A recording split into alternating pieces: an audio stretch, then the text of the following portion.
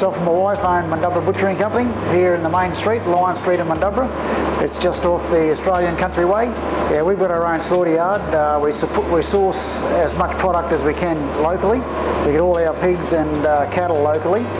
We've got a fairly unique cure here in the shop. It's a combination of two cures, and that's what we use on our bacon and hams. And we also make a wurst, a recipe that's been in the shop for probably since the 1950s, and we still use that. It's smoked in the shop. We've got a big smoke oven out the back, and that's all processed in the shop and sold locally. We've got a good market for wursts. Our bacon is very popular, and we actually sell wursts wholesale to a shop in Bundaberg as well. Mundubbera's a very friendly town. The locals say g'day. It's a vibrant town. It's a citrus, and it's a fruit growing area. Actually, there's citrus, there's grapes, there's blueberries, nuts. It's a great little town.